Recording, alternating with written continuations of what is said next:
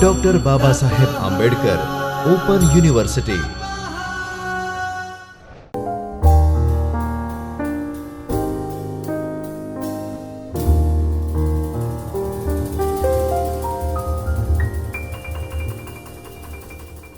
Namaskar students, welcome to Dr. Babasaheb Ambedkar Open University's Video Aids Lecture Session.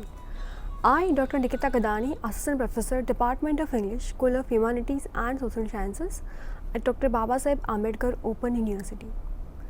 Today's our topic of lecture is, we'll be talking about paper 3, that is History of English Literature, and unit 3, that is Age of Chaucer, Historical Background and Characteristics. So the components of our presentations are that we'll be talking about first objectives, then we'll be talking about introduction, then we'll be talking about the historical background. After that we'll be talking about the cultural and intellectual background. Then after we'll be talking about literary background, and after that we'll be summing up our unit and presentation as well, and that is followed by exercises and question answer sessions. So objective of our presentations of today's, that is, today we'll be learning to provide an overview of the age of in which Chaucer lived and wrote.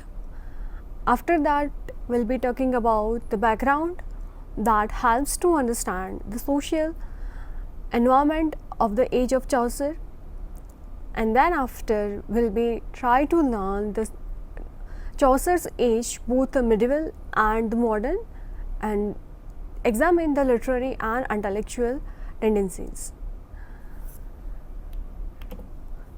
So talking about and starting to our topic of today, that is, like in this unit we'll be learning, and this will help you to inform with a different aspect of the age of Chaucer, which was the first significant period in the literary history of English literature. It was an age of change from decreasing feudalism to the emerging money and economy. This transition implies a shift from the medieval to the modern times, the emergence of the English nations from the Dark Ages to the Age of Enlightenment. Chaucer's age was the stormy period in terms of social, political and religious challenges. In fact, the age of Chaucer was not the stagnant. It was creeping its way steady and surely to the dawn of the Renaissance and the Reformations, which were yet a couple of centuries ahead. It was an age of restlessness, aimed a fragment of a new life that Chaucer lived and wrote. So talking about the historical background of the Chaucer's age, that the second half of the 14th century, that is 1350 to 1400, is referred to in the history of English literature as the age of Chaucer. The age has been named after its representative poet Chaucer. It was a period of transition, and this transition implies a move from the medieval to the modern age. So after that it can be said that, like, the emergence of the English nations from the Dark Ages to the Age of Enlightenment. So in spite of the fact that a few components related with the modernity were coming into the prominence, yet essentially the age was medieval in outlook and unscientific, superstitious, chivalrous, religious minded and backward in many respects. So the 14th century, as J.M. Manley puts in the Cambridge History of English Literature, was a dark epoch in the history of England. So notwithstanding the silver lining of the modernity did succeed in intense here and there the thick haziness of ignorance and superstitions. In fact, the age of Chaucer was not stagnant, it was crawling steadily and surely to the dawn of the Renaissance and the Reformation, which were yet 2 or 3 centuries ahead. In short, the 14th century was the age when the seeds of modern age were being entrapped. So unrest and transitions were the common features of this age. and the geographical discoveries and the revolt against the medieval traditions lead towards the process of transitions which dated back to the second half of the 14th century. So, in the religious world, there was a serious outburst of unorthodoxy people. So, in short, the age of Chaucer marks the beginning of a new era and a language and a literature. So, it initiates a noticeable departure from medievalism and the birth of an era of rational inquiry and critical understanding. So, the main events and the movements of the age of Chaucer can be described in the political, economic, social, religious, and literary phrases. So, now talking about the political background of the Chaucer's age, the age of Chaucer includes the greater part of the region of the Edward III and the long French wars associated with the name, the accession of the grandson Richard II, and the revolutions of 1399. So, talking about the upsurge of the nationalism, that it was an age in which there was a great upsurge of the nationalism and England was emerging as a strong nation. It was a period of 100 years wars. England won glorious victories and this gave it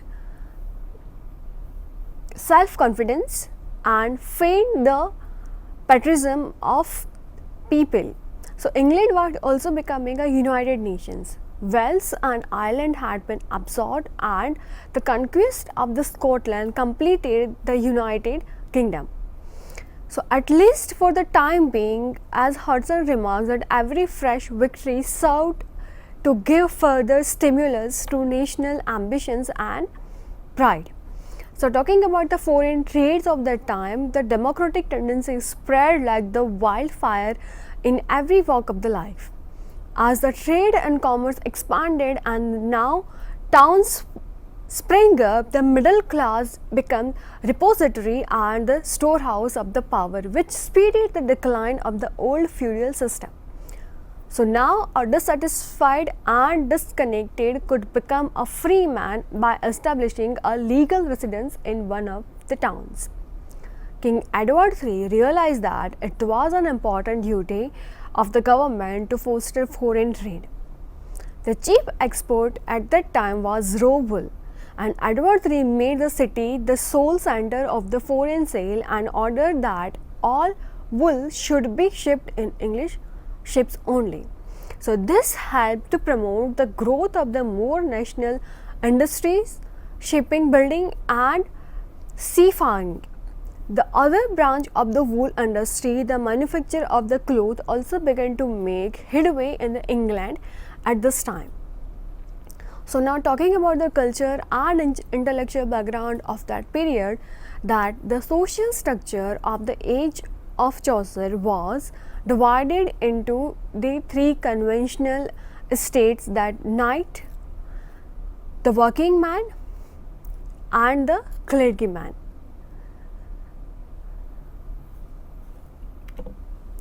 So, moving ahead, they're talking about the age of chivalry, that the chivalry was a system of ethical ideals developed among the knights of medieval Europe. Arising out of the feudalism of the period, it combined military virtues with those of Christianity as characterized by the artisan legend in England. The word chivalry comes from the French chevalier, meaning horseman or a knight. The chivalry was the code of conduct by which knights were supposedly guided. So, in addition to military prowess and valor and loyalty to the god and the knight's feudal lord, it called for courtesy toward enemies and generosity towards the sick and oppressed, widows, and other disadvantaged people. So, also incorporated in the ideal was courtly love, the romantic devotions for a sexually unattainable woman, usually another man's wife. So, adoration of the Virgin Mary played a vital role in this concept. The chivalric ideals influenced the founding of the religious military orders during the periods of the causes, among them the Templars and the Hospitallers. So, in the late Middle Ages, the rules formed the secular orders of the chivalry, such as the English Order of the Garter, that is in 1349, and the Burgundian Order of the Golden Fleece. So, by this time, however, chivalry had become largely a system of etiquette, and tournaments in which knights had originally risked their lives in jousting combat before the ladies and become simply elaborated, stylized and harmless entertainment. So, moreover, the expense of this and other trapping of the knighthood led many nobles who were eligible for the knighthood not to become knights at all. So, from chivalry or larger in literature than in the life comes the modern concept of the gentleman. So, talking about the age of Chaucer that marked the highest development of the medieval civilizations in England. In fact, it was the midsummer of English chivalry. Although several changes in the life and thought of the people were taking place, and in some respect Chaucer's England was still characteristically medieval, and nowhere is the conservative feeling more strongly marked than in the persistence of the chivalry. So, the strange amalgam of love, war and religious that is chivalry, so far from the exhibiting and any signs of decay, reached perhaps its fullest development in this time. So, Compton Ricketts observed that the Chaucer England is still characteristically medieval, and nowhere is the conservative feeling more strongly marked than in the persistence of chivalry. So, now talking about the courtly love, that it is a code of romantic love that enjoyed a work among the aristocrats of Western Europe, and particularly from the 12th century to the 14th centuries. In its literary form, it's evolved a vassal-lord relationship under which the knight was his lady's obedient servant and prepared to overcome any obstacles or undergo any sufferings to win her favor. So, courtly love was always conducted outside wedlock and of necessity of secret between spouses. It was helped to do possible, although the unattainability of the beloved was sometimes central to the ideal, and its custom served equally well to the dignifying adultery. So, the convention is the first encountered in the late 11th century. People of French provincial cut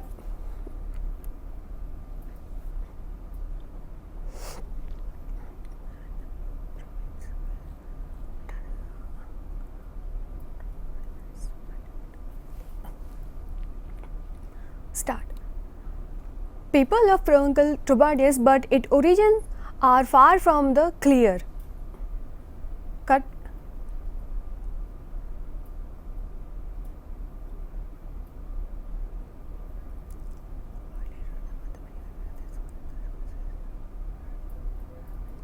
हाँ बस बस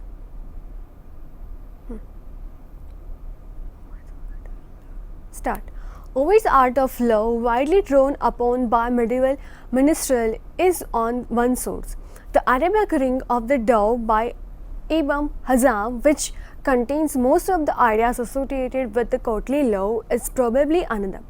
So, whatever the primary sources of the courtly love, across fertilizations of ideas and a practice certainly occurred. So, the rise of the cult of Mary, for instance, coined with it, and the great respect given to her by the church was reflected in the admirations of the noble woman prescribed by the secular code.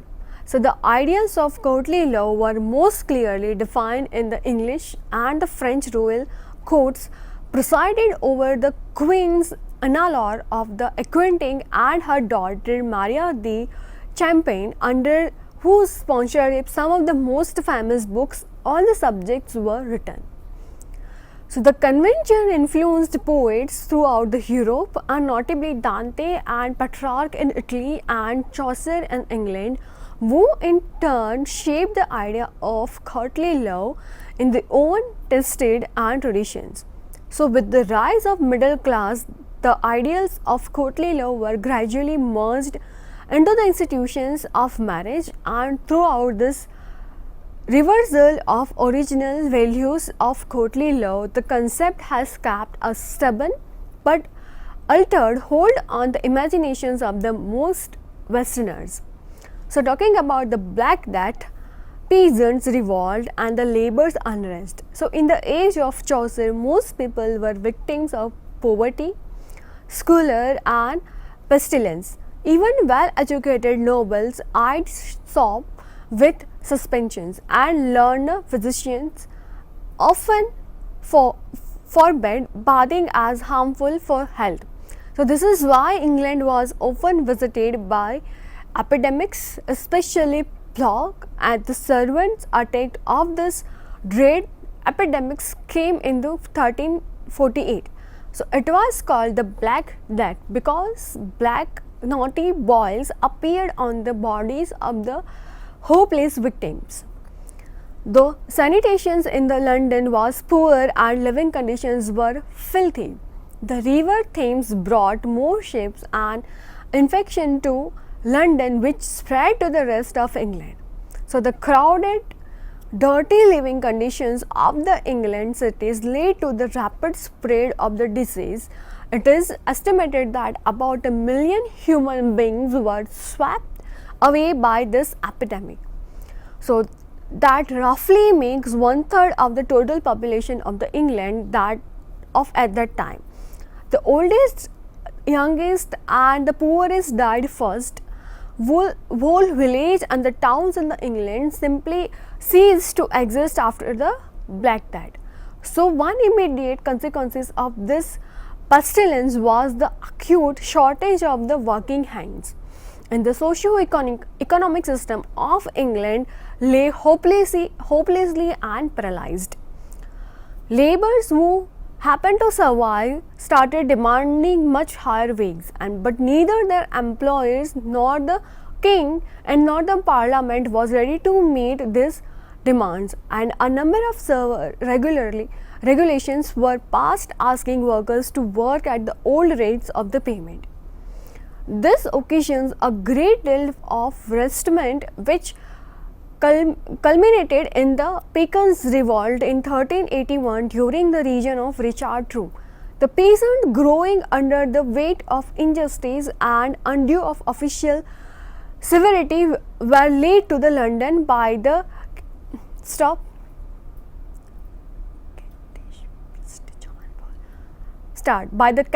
by the Kentish priest John Ball.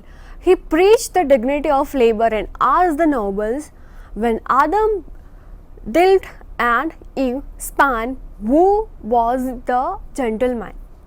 So the king, overawed by the mass of the peasantry armed with such weapons as hedge-shaped and pitchforks, promised reforms but later slave in the promise. The peasant revolt is, according to the Compton Ricket, a dame of foreshadowing the cut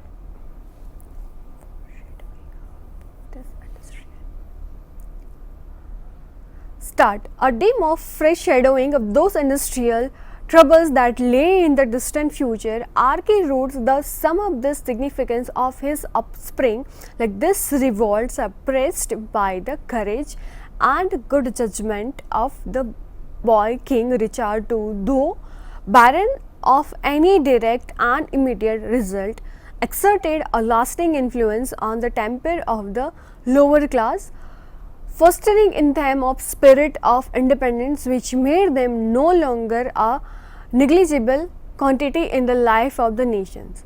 And this was another line of the progress towards the modernism. So talking about the church. So in the age of Chaucer, the church became a hotbed in profligacy, corruption, and materialism. The overlord of the church, namely the Pope of Rome himself, had ambitions and aptitudes other than spiritual. W.H. Hudson maintains in this connections of spiritual zeal and energy very little was now left in the country. The greater Pulitzer helped of wealth and lived in a godless and worldly way. The rank and the far of the clergy were ignorant and carelessness. The mendicant fares were notorious and that grey and profligacy. Another contemporary has to say this about the priest, that our priests are now become blind, dark and beclouded. There is neither shaven crown on their heads, nor modesty in their words, and no temperance in their food, and nor even chastity in their deeds. So, in this was the condition of the ecclesiast, was one easily imagine that of the lately. And well does Chaucer say in the prologue to the Canterbury Tales that if gold rust, then shall iron do. So Chaucer himself was indifferent to the any reform, but his character sketches of the ecclesiast and figures in the Canterbury Tales leave no uncertainty regarding the corruptions which had crept into the rank and file. So the round boiled monk and the merry and the devil may cares friar and the unscrupulous ponderance and the fairy typical of the age. So this widespread and deep-rooted corruptions and already begun to provoke the attentions of some reformists, the most prominent of whom was John Wycliffe, who has been called the morning star of the Reformations. He started what is called the Lords of Movement, and his aim was to eradicate the evil and corruptions which had become a part and parcel of the church. He sent his poor priests to the part of the country for his spreading his message of the simplicity, purity and austerity.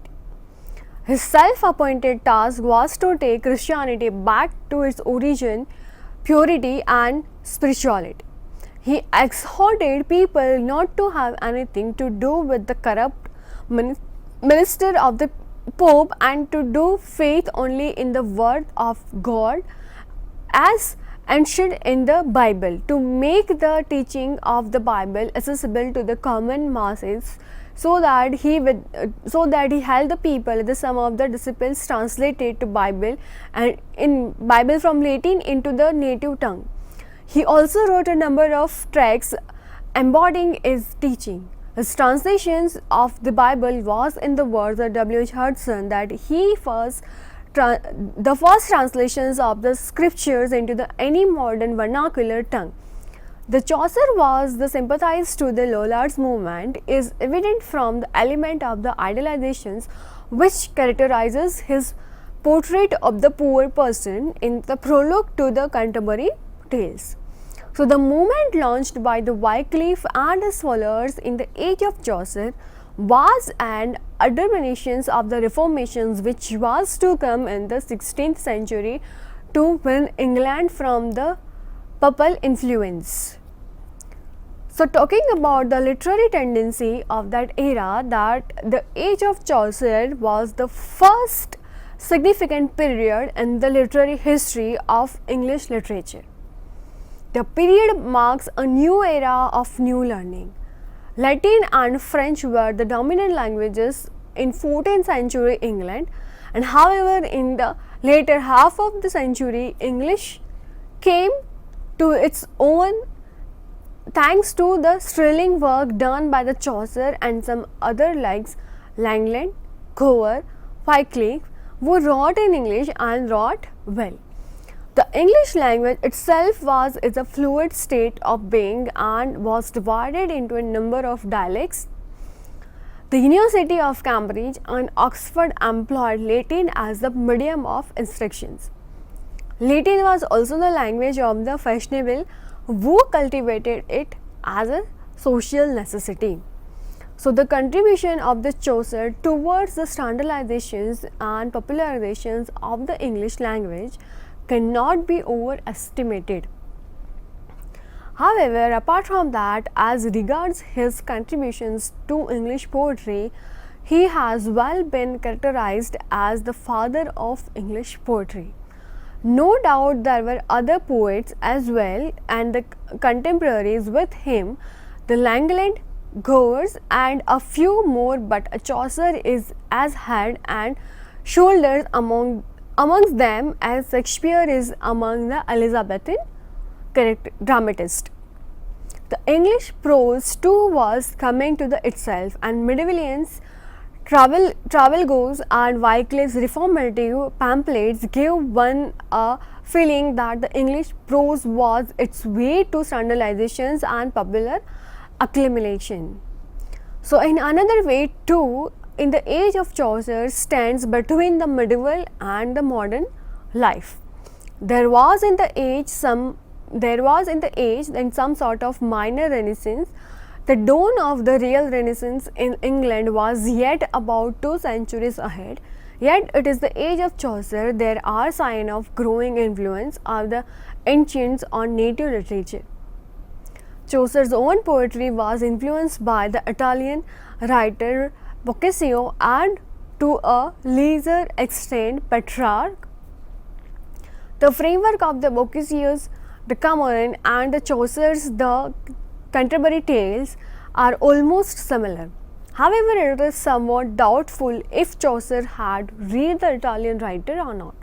So it was through the work of the two above named Italian writers that humanism made its way to English intellectual culture.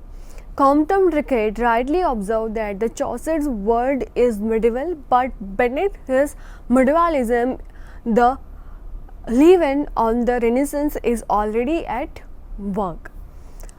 So, to summing up this unit, that what you have learned about the age of Chaucer, a transitional one. Although the focus has been historical, and ultimately you have learned about the growth of towns, decline of chivalry, gender relations, people beliefs, the conditions of the poor and varying literary ideals.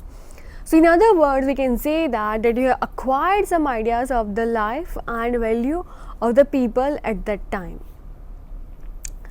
So now moving further to the exercise, that you have certain question in front of you. They are talking about the first question. The Chaucer age was the both medieval and modern. Explain. So you need to explain these questions.